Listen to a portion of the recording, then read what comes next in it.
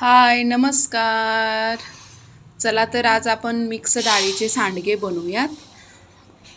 उन्हाळ्यामध्ये हा पदार्थ बरोबर सगळ्यांच्या घरामध्ये केला जातो. चला प्रथम मी एका परातीमध्ये मटकीची डाळ एक वाटी भरून घेतलेली, मोठी वाटी आहे ती, एक वाटी भरून मटकीची डाळ घेतलेली आहे. त्याच्यानंतर मी चण्याची डाळ अर्धी वाटी घेतलेली आहे. चण्याची डाळ आपल्याला जास्त नाही आहे घालायची, कारण का चण्याची डाळ जास्त घातल्यामुळे ते बेसन खाल्ल्यासारखं लागतं. त्याच्यात नंतर मुगाची डाळ एक वाटी पूर्ण भरून घालायची आहे. नंतर उडदाची डाळ आणि तुरीची डाळ हे पण आपल्याला थोडी थोडीशीच घालायची आहे, अर्धी वाटी. अर्ध्या वाटीपेक्षा जरा कमी घातलं तरीसुद्धा चालेल. नंतर त्याच्यात आपण 2 मोठे चमचे मी जिरे घातलेले आहेत. हे सर्व आपल्याला मिक्स करून घ्यायचे आहेत. ह्या डाळी सर्व आपल्याला मिक्स करून घ्यायच्या आहेत. त्याच्यानंतर मी ते मिक्सरमधून पिसून घेतले.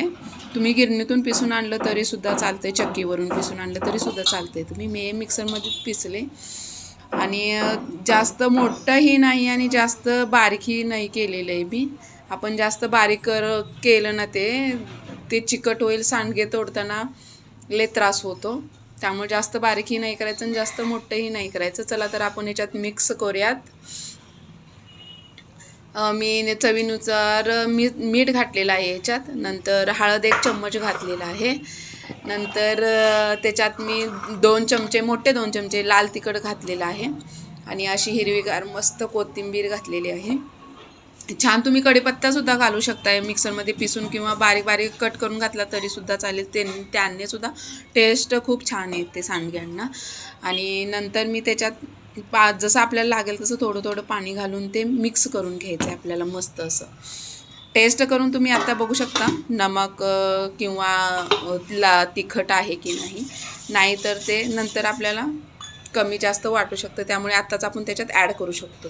नंतर त्याला मस्त असं 1 तास आपण ठेवून द्यायचं आहे, भिजून द्यायचं आहे चांगलं. 1 तासानंतर बघू शकताय कसं ते मस्त पीठ झालेलं आहे. नंतर तुम्ही प्लास्टिकचा कागद, पन्नी जे आपण बोलतो त्याच्यावरती मस्त धुवून असे घातले सांडगे तरीसुद्धा चालतील. नाहीतर मी जसं प्लेटमध्ये तेल लावून कसे छोटे छोटे तोडले तसे तोडले तरीसुद्धा चालतील. जास्त मोठे नाही करायचे, छोटेच करायचे आहेत आपल्याला. नंतर हे आपल्याला उन्हामध्ये 2 दिवस छान असं सुकवून द्यायचं आहे. मस्त असं सुकलं ना उन्हामध्ये खळखळीत, की सांडग्यांना वर्षभर काहीसुद्धा होत नाही, बुरशी वगैरे काहीच येत नाही. मस्त असे वाळले, बघू शकता तुम्ही कसे वाळलेत. नंतर हे आपण मस्त असे डब्यामध्ये पॅक करून ठेवायचे वर्षभरासाठी. जेव्हा आपल्याला घरामध्ये सब्जी नसेल तेव्हा याची सब्जी आमटी केली किंवा सुक्की भाजी केली तरीसुद्धा एकदम यम्मी लागते, टेस्टी. नक्की ट्राय करा. व्हिडिओ आवडला असेल तर लाईक, कमेंट, सबस्क्राईब बी करा. थँक्यू, धन्यवाद. नंतर भेटू पुढच्या व्हिडिओमध्ये. बाय.